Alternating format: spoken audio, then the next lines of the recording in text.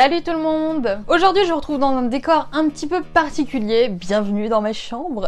Vous avez dû réaliser qu'avec l'hiver qui arrive on a genre une lumière atroce. Oui je sais, ça se voit dans mes dernières vidéos.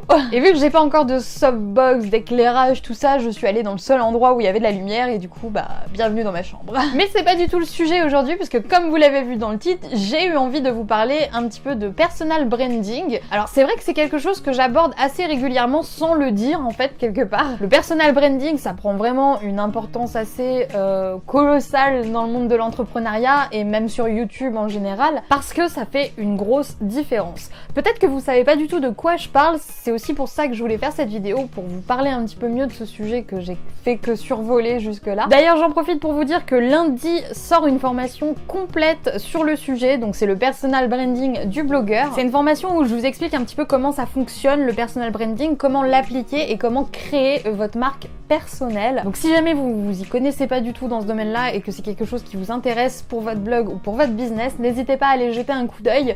Vous pouvez vous la procurer actuellement en pré-vente, elle sortira officiellement lundi prochain, mais vous pouvez l'avoir à un tarif de lancement puisqu'elle sera à moins 40% jusqu'au dimanche 9 décembre. Donc n'hésitez pas à vous la procurer maintenant si jamais elle vous intéresse et que vous voulez l'avoir à un tarif réduit. Maintenant que ça c'est dit, je vais enfin vous expliquer la définition du personal branding. Donc en français, ça sonne toujours moins bien, c'est la marque personnelle. Et qu'est-ce que c'est que la marque personnelle? En fait, on parle de personal branding en général quand il est question d'entreprise, de business, etc. Moi je pense que ça s'applique à l'univers du blog en général, que vous le monétisiez ou non. Je pense que c'est important de s'intéresser quelque part au personal branding pour plusieurs raisons que je vais aborder ici. Et du coup, vous allez comprendre pourquoi je dis que j'en parle sans forcément le nommer, puisque je pense que ça va faire tilt quand vous allez écouter ce que j'ai à dire, faire le rapport par rapport à tout ce que je vous ai dit jusque là sur cette chaîne YouTube où il commence à y avoir pas mal de vidéos l'air de rien. En fait, en tant qu'entreprise, que vous soyez entrepreneur ou entreprise multinationale géante de la mort, vous avez souvent deux choix. Soit vous créez une marque corporate, je crois qu'on dit, c'est-à-dire que c'est vraiment l'entité qui sera présentée, ce sera vraiment la marque de l'entreprise et pas un individu tout seul à part entière qui sera désigné comme le porte-parole, la mascotte un petit peu de la marque. Soit vous adoptez le cheminement inverse, à savoir votre marque c'est vous, tout simplement. Et souvent, en tant qu'entrepreneur du web, surtout en tant que blogueur également, en tant que youtubeur, etc. Bref, tout ce qui nécessite quelque part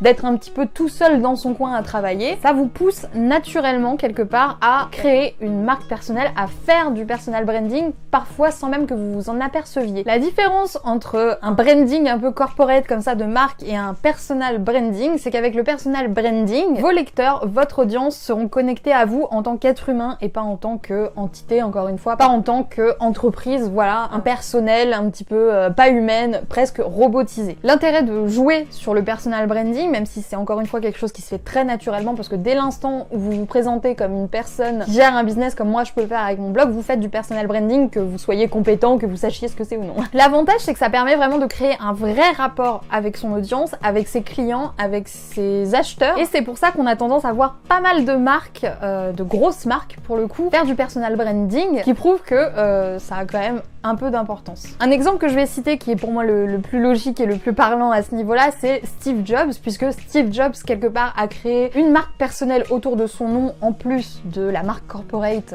Apple. C'est-à-dire que quand je vous dis Steve Jobs, vous savez qui c'est. Il y a même de fortes chances, si jamais vous êtes entrepreneur et que vous vous intéressez un petit peu à tout ça, pour que vous connaissiez son histoire, ce qui lui est arrivé, les punchlines qu'il a pu sortir. Quoi le problème avec le sucré, sérieux? Steve Jobs a toujours été vu comme quelqu'un de visionnaire, pour le petit aparté, et c'est vrai que c'est l'un des premiers quelque part à avoir utilisé ce principe de personal branding pour une marque aussi grosse qu'Apple. Et j'ai envie de vous dire, quand on voit le succès d'Apple, qu'on aime ou qu'on n'aime pas, on est bien forcé de constater que quelque part il y a un bon truc qui s'est fait. Moi ce que je vous invite à faire dans cette vidéo, c'est de vous intéresser au personal branding, pas pour créer le nouvel Apple, mais pour être beaucoup plus logique, pour avoir un discours beaucoup plus construit quand vous vous présentez, quand vous parlez de votre histoire, quand vous parlez de ce que vous voulez défendre en fait sur votre blog, sur votre chaîne YouTube. Le fait de travailler votre personal branding, ça veut pas dire non plus, voilà, vous inventer une personnalité, devenir une toute autre personne, non, pas du tout. C'est pour ça aussi que je voulais parler de prétention dans cette vidéo, parce que je sais que quand on n'y connaît rien en personal branding, on a tendance à voir ça comme de la prétention, parce que,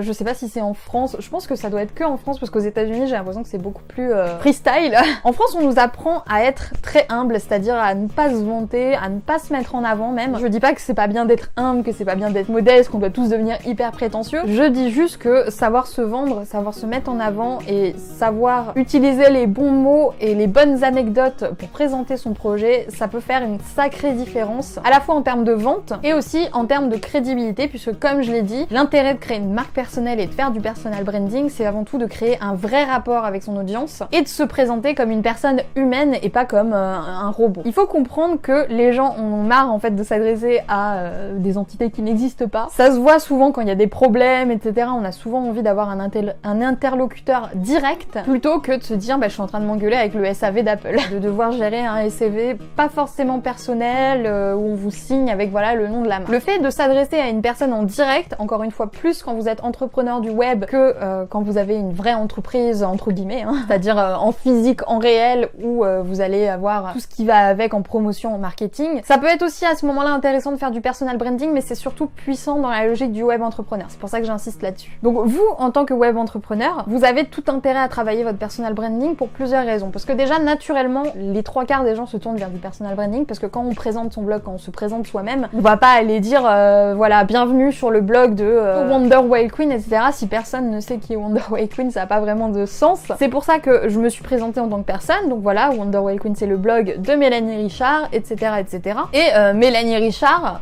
ça fait trop bizarre. Mélanie Richard est la mascotte de Wonder Whale Queen, mais ce sont deux choses différentes. Wonder Whale Queen, c'est une forme de marque corporate, si on veut. Ça pourrait être vu comme une marque corporate parce que y a pas de prénom, c'est pas personnel, etc. Ça fait vraiment voilà nom d'entité non humaine. Waouh.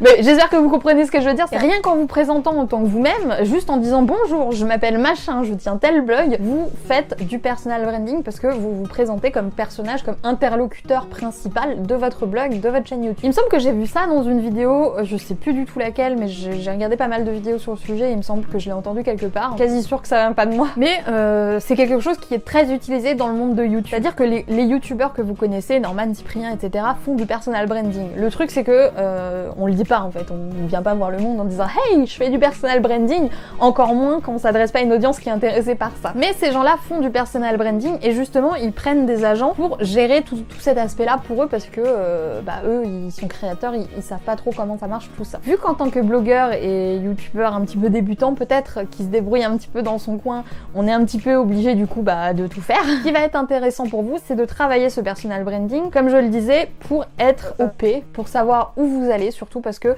une fois que votre personal branding est étalé, parce qu'encore une fois il s'agit pas de créer une personne, mais de mettre en avant ce qui est intéressant dans votre histoire, ce qui est intéressant par rapport à ce que vous voulez transmettre, c'est vraiment quelque chose qui peut faire toute la différence pour plein de raisons, et ce serait vraiment dommage de ne pas s'en servir. Et comme je le disais, il y a toute cette histoire de prétention qui vient avec, et moi c'est là-dessus que je voulais vraiment axer cette vidéo, même si je me suis un peu égarée pour planter le décor. C'est encore une question d'éthique, de marketing, etc. Je sais que parmi ceux qui regardent cette vidéo, il y en a pas mal qui ont encore le complexe de vendre, et c'est normal, hein, on est tous passés par là, et on a toujours peur de soit vendre trop cher, soit pas vendre assez cher, soit que personne n'aime nos produits, etc. Il faut arrêter de vous dire qu'il y a des gens qui sont rassurés à 200%, qui sont sûrs que tout va se vendre tout le temps, c'est pas le cas, on a toujours un petit doute, et les outils comme le personal branding, ou alors comme le marketing pur en soi, ce sont des choses qui peuvent vous permettre de décupler vos résultats, et souvent on a un peu du mal à les utiliser parce que ce qui a rendu ces techniques marketing populaires, c'est les gens qui l'ont mal utilisé. Vous aussi, vous avez déjà regardé des films en streaming, vous savez sûrement de quoi je parle, puisque on a toujours plein de pop-up comme ça qui apparaissent dans tous les sens, avec des techniques de marketing très agressives, à la limite du ridicule, ce qui fait que on a une opinion très négative quelque part de la publicité en général et de la vente en soi. C'est naturel pour un jeune entrepreneur, un jeune web entrepreneur, en tout cas quelqu'un qui s'est lancé il y a pas longtemps, d'avoir ce questionnement-là, d'avoir ce doute-là et de se dire bon, est-ce que vraiment il faut faire du marketing ou est-ce que va des rétros satanas. Je vais sûrement vous tourner une autre vidéo sur le marketing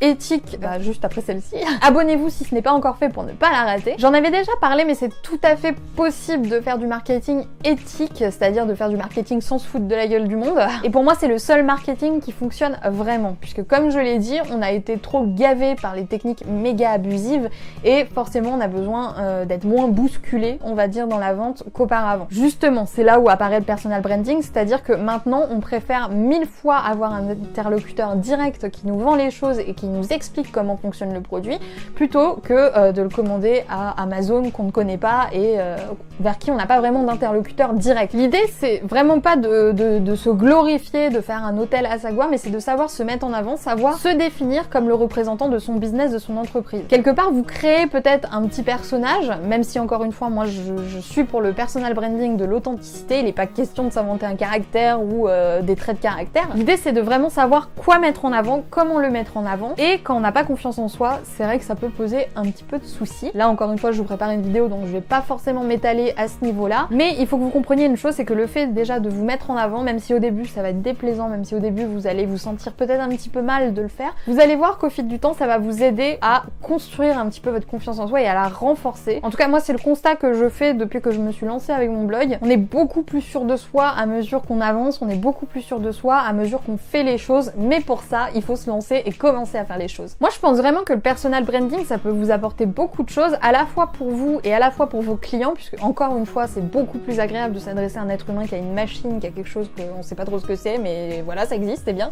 Ça permet de fidéliser les gens parce que vous montrez que vous êtes humain. En général on a envie de suivre des vraies personnes, on n'a vraiment pas envie de suivre des personnes insipides qui nous intéressent pas et qui montrent pas qui ils sont et qui laissent un espèce de masque devant leur tête. Il y a un attachement qui peut se faire avec le personal branding, ou ça pourra pas se faire avec du corporate branding, je sais même pas si ça se dit comme ça, mais je préfère l'appeler comme ça, c'est plus simple, donc c'est tout ce qui est marque d'entreprise, etc. Mais à vous, comme je disais, ça peut vraiment apporter beaucoup, notamment au niveau de la confiance en soi et de la compréhension de soi. Parce que dès l'instant où on commence à travailler son personal branding, comme je l'ai dit, et quand on est dans une idée comme moi de ne pas mentir et de ne pas se faire passer pour quelqu'un qu'on n'est pas, on a une meilleure compréhension de soi-même et on arrive à avoir un peu plus de recul sur qui on est et comment on fonctionne. Et souvent c'est vrai que c'est rattaché à un problème de confiance en soi, de pas trop savoir qui on est, etc. Et moi je pense qu'on peut très bien se construire à l'aide du personal branding, on peut très bien évoluer en tant qu'être humain dans le personal branding, et c'est pas parce qu'on se met en avant, c'est pas parce qu'on apprend à parler de soi, c'est pas parce qu'on colle sa tête en plein milieu de son blog, on est forcément dans la prétention et dans le jeter de fleurs à soi-même.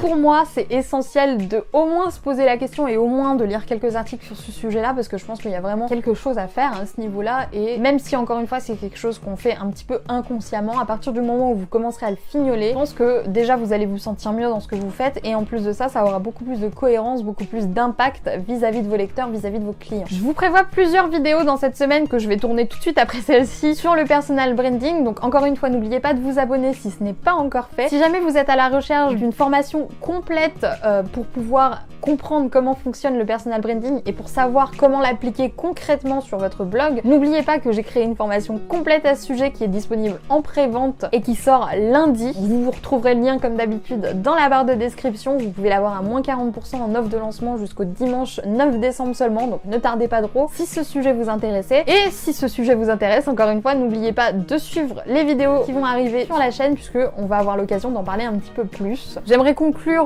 par le fait que un personal branding efficace, pour moi c'est un personal branding authentique, et que le fait d'avoir un personal branding qui est authentique, qui est naturel, ça va immédiatement faire la différence entre votre blog et celui d'un autre. Et rien que pour ça, je pense qu'il faut vraiment pas s'en priver. Ne vous laissez pas abattre par cette impression d'être prétentieux, par cette impression de vous mettre en avant, et essayez au maximum de ne pas vous rabaisser, parce que la personne la plus dure du monde envers vous-même, ce sera toujours vous-même, donc soyez bienveillant avec vous et vous verrez que tout se passera beaucoup mieux. Je vais vous laisser là, j'espère que cette vidéo vous aura plu et je vous dis à plus pour une nouvelle vidéo sur la chaîne de Wonder Wild Queen.